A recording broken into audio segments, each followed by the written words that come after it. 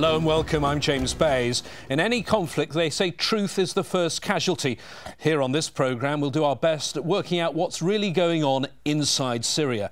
The government in Damascus had vowed to adhere to the demands of the Arab League and end their brutal crackdown. But since the Arab monitors started their work just 2 weeks ago, at least 400 people have been killed. Now the Arab League is preparing to meet in Cairo. They're being urged to take action against Syria for failure to comply with its demands. Caroline Malone has more.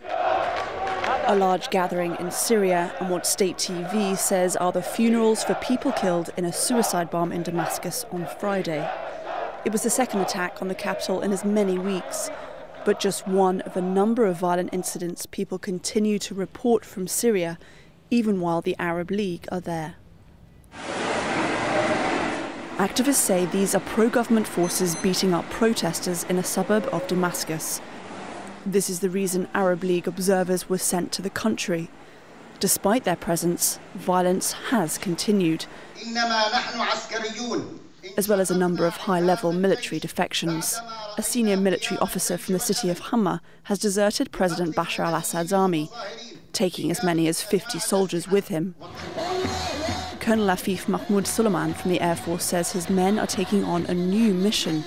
From now on, they'll keep protesters safe in Hama when they demonstrate. We are from the army, and we have defected because the government is killing civilian protesters. The Syrian army attacked Hama with heavy weapons, air raids, and heavy fire from tanks. In Damascus on Friday, more proof that the violence is escalating. This attack killed dozens of people. There were also twin blasts 2 weeks ago that happened just as Arab League observers were arriving in Syria. President Assad's leadership blames terrorists. But the head of the opposition Free Syrian Army says the government is behind both attacks. The Arab League is supposed to ensure that Syria makes good on a draft peace deal designed to end the 10-month crackdown on protesters. But Qatar's Prime Minister says the group may not be able to achieve that objective. The mission was about how Syria is implementing some decisions. The first decision was to stop the killing, which hasn't stopped over the last 10 days since the mission entered Syria. The Arab League is scheduled to meet on Sunday to review what its observers have found so far. But if the organisation decides its mission has failed, it could be forced to take a whole new approach to end the violence in Syria. Caroline Malone, Al Jazeera. Joining us to discuss this and more are our three guests on the line from Damascus. We have Dr. Bassam Abu Abdullah, a lecturer in political science at Damascus University and a member of Syria's Ba'ath Party. In London, we have Shashank Joshi, Associate Fellow at the Royal United Services Institute and doctorate student at Harvard's Kennedy School of Government. And here in Doha, we have Dr. Hussein Harbi, a member of the Syrian opposition and a host of a political discussion programme on the Syrian opposition channel, Syria Al-Shab. A warm welcome to you all. First to you, Dr. Al-Harbi. The Arab League monitors have been there for nearly 2 weeks doing their work. Tell me your view on their mission. Has it been a success or failure so far? In my opinion, the Arab League has been there for more than 2 weeks, and they couldn't do any one of the articles or any point agreed on. First of all, the first point to stop the killing and withdraw all the armies and all the militaries and all the snipers and the troops from the cities, and that has not been done. The second thing, to release all the political prisoners from the jails, and that also has not been done, because in one day in a small village in Deir ez-Zor, they arrested 250 people from Quraya. So this is the thing. The third thing I want to emphasize or to articulate, that they said the media gonna be inside from international and the Arab media, and none of that happened. And also the supervisors or the officers themselves, when they go there, when they went there, we seen them, they using mobile phones just to take a snap of what's happening. They lack the professionalism. They don't have a professional camera. Sometimes they asking the people, the protesters or the tenants, just give us a piece of paper and a pen just to jot down what we have, to jot down our notes. So this is really ridiculous, you know. They lack the professionalism. They didn't allow them to go inside or to go deep in the unrest areas like Bab Amr and other areas. They tell them the Syrian intelligence and the Syrian soldiers, they are accompanying them. They said to them, if you go inside, we are not responsible for your lives. So Shashank Joshi, let me ask you about that. An unprofessional mission, these monitors who are only equipped with fluorescent jackets and digital cameras, and a small number of them. What's your view on them? Of course, it's an unprofessional mission. It's led by an individual who cut his teeth in the Darfur region. It's composed of a number of states who are sceptical at best about the value of pressurizing Syria. But it's only a failure if you think its objective is to stop the violence. Its objective isn't really to stop the violence. It's, I think, rather to show that the Arab League is doing something. On the plus side, they have given some protesters a little bit of a shield behind which to protest. Not very much of a shield, of course, but something of a shield. But the Arab League is divided on this issue, and it needs to show it is going through the diplomatic motions before it can do anything else. The danger, I think, is that it prolongs the violence by giving Assad an excuse to keep cracking down, but also if the final report simply is a fudge, if it simply says the violence is caused by both parties equally in equal measure, in other words, the Russian position on this, and reinforces the government's narrative of armed gangs attacking a sovereign state, then I think it will be profoundly unhelpful and will simply drag this crisis on, putting us exactly where we were before the mission had entered Syria. Well, let's go to Damascus now. Dr. Abu Abdullah, what's your view on this mission? Success or failure? I cannot say that the Arab League is the history of the Arab League in the last 10 years, that it's positive generally. The Arab League was the bridge for many American projects in the region towards Iraq and towards Libya. And I think this slogan, to protect the civilian people, we couldn't see in Palestine, we couldn't see in the south of Lebanon. Because of that, I think this is one of the political cards which is the main players in the region. I mean, we should see that the struggle is going between the United States, Europe and Russia, China, and including here Syria and Iran and the Hezbollah. And I think that the Western countries, especially the Gulf countries, they are afraid that Syria and Iraq becoming more closer, and this is, in geostrategy, is very dangerous for them and for the United States. Because of that, they are trying to use the Syrian crisis during this big game between these big powers. Anyway, I will comment that I cannot trust the Arab Commission, but anyway, the Syrian government is committed with the protocol which was signed in Cairo. Well, do you say that the Syrian government has been fully cooperating with these monitors? Yes, I think they are fully cooperated, and besides that, we opened for all media. Now we have more than 136 representatives from different media. Except Al Jazeera. Well, except Al Jazeera, I'm sitting here in the Inside Syria studio. I'd like to be reporting from inside Syria, but we've not been granted a visa. Al Jazeera, generally, my friend, Al Jazeera was a party during 11 months, and I think they are not objective. I don't know the Al Jazeera English, but I think either Al Jazeera English, you have been in Damascus, and I met with your correspondent, which was from Beirut and from Doha, and I had an interview with them. Anyway, there are some truths which should know who killed more than 2,000 from the army and from the security officers, and we have more than 5,000 in the hospitals. And I think many delegations, they have visited who killed many civilian people. So we should understand that this kind of opposition who are trying to invite the NATO or other foreign powers, they are not opposition. We should call them another name. And I think the final solution is for the all Syrians to come and to have a dialogue. Other exit I cannot see. And the opposition, the foreign opposition, they cannot They cannot attack the regime. The regime is very strong, and I think they should understand that the dialogue is open and the reforms is starting, and they should participate with their people in these reforms to change Syria in more democracy and to in more freedom. But this game is not giving Syrian people any exit from this crisis. Well, let me put your points to Dr. Al-Harbi. Do you say that the Syrian government has been cooperating with the monitors? Anyway, this guy is specifically, I mean, Mr. Abu Abdullah, when you asked him, let me just comment on what he said about the media entering inside Syria. From the first month, he said, and the other guys also with the regime, they said, okay, you will be let inside, guys, and you will see, you will do your job inside Syria. And now we are in the 10th month, and still the crackdown is going on, and the bloodshed is going on, and everything.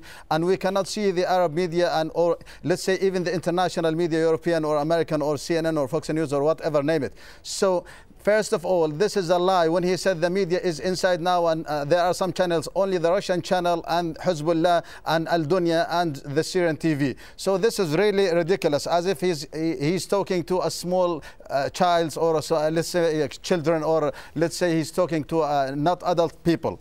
That's the one thing. The second thing, he said they are cooperating. Regarding the cooperation, I want to say the three things, as I said before. The cooperation, why didn't stop the killing even in front of the officers of the Arab League? The officers of the Arab League, they telling them on the TV, they telling the demonstrators, please go back, they will kill you, they're gonna shoot you now, so we cannot protect you. They said to them. That's first of all. The second things, you seen them in Homs or in Hama, they hiding the troops and the tanks. They putting some trees and some bushes. So the job is not done at all. And really, this is keep lying for the Syrian regime. Keep lying now for 10 months and the bloodshed. And I am wondering why the international community and the international, let's say, world doesn't interfere to stop that killing. Those are people, human and blood. Those are flesh and blood. Those have feelings. They have families, you know.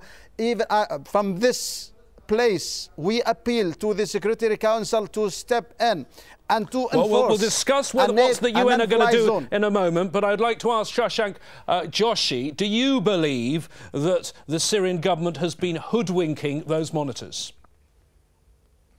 Well, of course it has. It's clear that the access they've been given is restricted, that they haven't seen the full picture. But more importantly than this, even if the observers were to be allowed to see anything they liked and speak to anyone they wished, it still wouldn't be enough, because, of course, the threat of torture and of murder hangs over every interaction. If any given Syrian in Homs speaks to a member of the Arab League team, he or she knows that the state could take a terrible retribution on them or their family.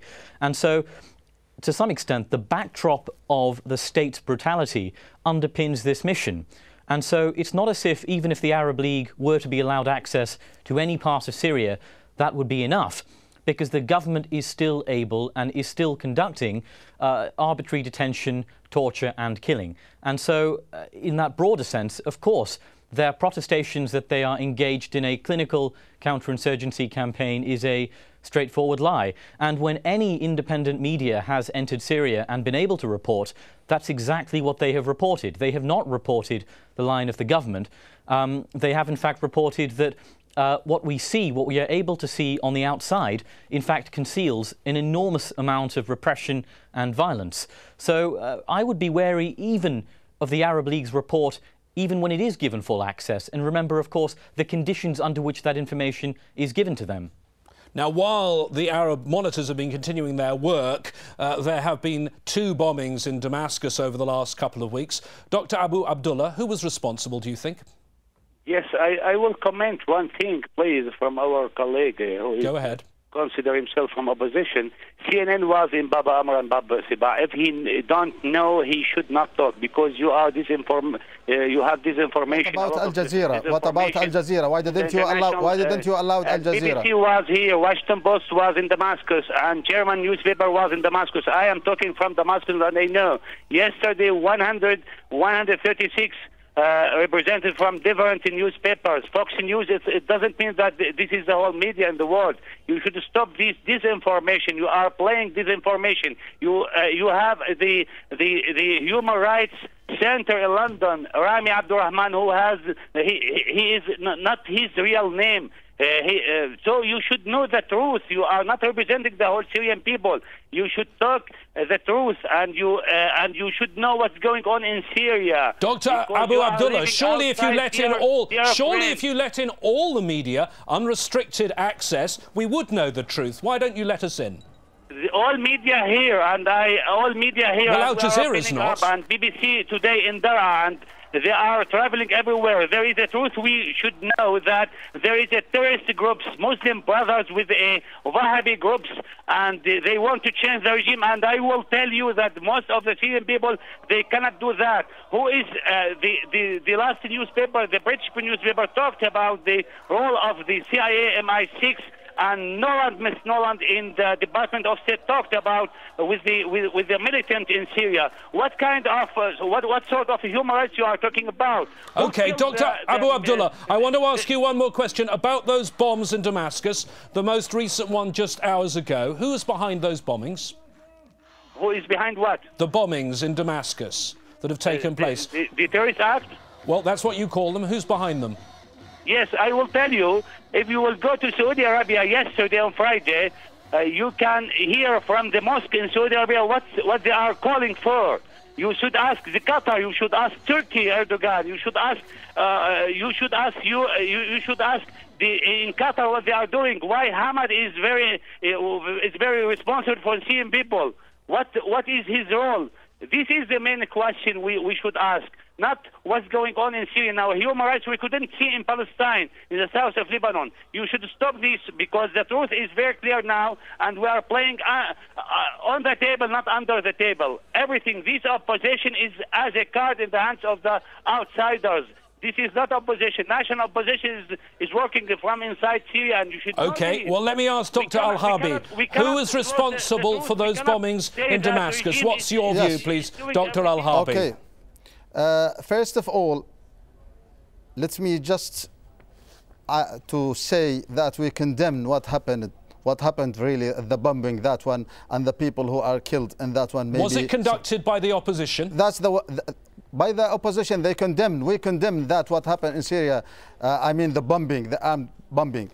But the guy is talking, or Mr. Abu Abdullah is talking, if the people are killed in Palestine, or let me just finish. You are nothing for me. Just let me finish, please. Let me finish, please. Wait. Can you let me finish? You are nothing. You are living outside. Let me finish. Dr. Abu Abdullah, Dr. Abu Abdullah, we'll come to you. You'll have a chance to speak in a moment. Dr. Al-Harbi, please continue. He said, if the people are killed, or the Human Rights Watch didn't come to Palestine or somewhere else, that doesn't give the Syrian regime the right to kill the Syrians also. If the killing is done somewhere, that doesn't give them the right to kill the Syrians every day during the last 10 months. About the bombing, what happened? Really, that's a bad plot, a bad play. It was a bad staging, and even everything about that play played in a bad way. They didn't play it the good way. Same as the bombing before, when the Arab officers or those guys who came, there was a bombing also. That was done and arranged by the Syrian regime to tell the people. Let me stop you there. Let me stop you there. Let me stop you there. Dr. Al-Harbi, let everyone have a say. Dr. Abu Abdullah, I promise to come back to you. Your response to that. Yes, first of all, I told Dr. Qadi not the guys. He is not the boy. I am telling in a respectable way, please, we should respect each other. We are discussing something which is very important for the people who are watching Al Jazeera International. What I want to say, the Al-Qaeda, we all know, and the Minister of Defense in Lebanon talked about that. and there is now matching between the Muslim Brothers and Qaeda. This model we could see in Libya, and this is the instrument in the hands of the United States. When Mrs. Nolan talked about with the militants openly that you should not give your weapons to the Syrian government, it gives me a sign that the United States is involved in inside what's going on in Syria, and this kind of opposition they should respect.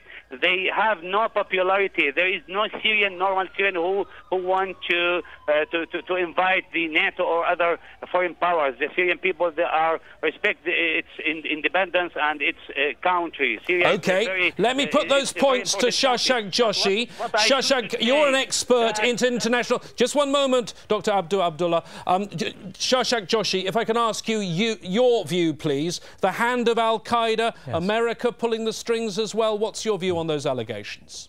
Well, I personally don't think America's pulling the strings at all. I think I would urge humility on both sides here. We simply don't know the facts. It is possible that, as the opposition claims, this was conducted by the government. It's plausible. It is also plausible this was conducted by some element of the opposition, and it is extremely worrying, in particular, if this was conducted by a fundamentalist Sunni group with the intention of exploiting what are already extremely fraught tensions in a sectarian sense inside Syria. It is possible that an international group or a Syrian group wish to exploit those tensions just as they did 4 or 5 years ago in Iraq. All of those are possibilities. Each of those is exceedingly worrying. If the government is willing to bomb its own people, it suggests they have a degree of risk acceptance we didn't even imagine. Mr. Joshi, can I stop you there? I want to just end our discussion by asking each of you a question, which is your assessment, and I'll ask you first, Mr. Joshi. How much support does President Assad still have in his country? How many people are on his side, or at least not opposed to him? A quick answer, please. I think he has a very small amount of active support, but a still modest amount of passive support from those who are still fearful of what the alternative is. Dr. Al-Harbi, your view on that. How many people still support the president in Syria? I will tell you a small thing, a statement. If the Assad wants to know how much support, or want to know how much support Al-Assad is enjoying in Syria, just pull out the troops and the tanks from the street and the snipers, and you will see how many people will stay in their houses, and that's the time we can talk about it, and it's better than 100 surveys, this one. Having said that, your side, the opposition, keep trying to get together, and there keep being divides between them. You're not united. That's your main problem, isn't it?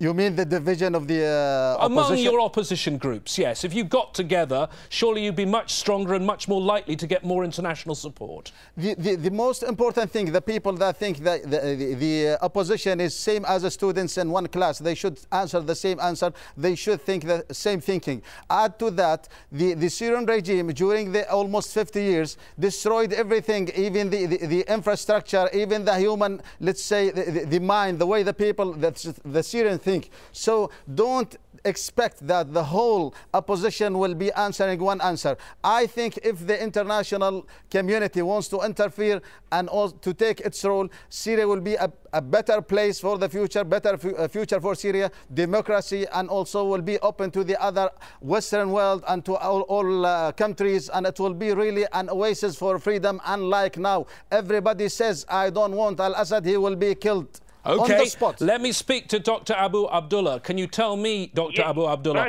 how much support does your president have? How many people are backing in him? How many people are not opposed to him, would you say? There is the question not with the President Assad, the question with the Syria. Syria is in danger, and when I am hearing one from opposition, which he go to the Start-Sur Center in the United States, the assessment of this opposition. They are divided. They are nothing for Syrian people. President Assad, he still has popularity, and they cannot change anything if they want. What percentage are on his side, would you say? I think the regime is very strong. The question with Syria, not with President Assad. What percentage are on the side of the regime? 55% of the Syrian people. With Al Jazeera, there is a center in Qatar give this percentage. And I think more than that, the question not here, the question how to transfer Syria to a more peaceful, not through NATO, which this kind of opposition. I can't tell Dr. Qadi if he can come to Damascus to tell this through NATO. He will respond. He will hear the response from the Syrian people, not from me. This kind of sentences is not acceptable for majority of the Syrian people. Okay. Thank you, gentlemen. Our guests, Shashank Joshi, Dr. Hussein al-Harbi and Dr. Bassam Abu Abdullah. Now, as we discussed, attention turns to the Arab League in Cairo. We'll have extensive coverage here on Al Jazeera. And remember, if you're not near a TV, you can watch all our programmes and even watch this show online. Just go to our website, aljazeera.com. That's it from us for now. Please do join us next week when we take another look inside Syria. Bye-bye now.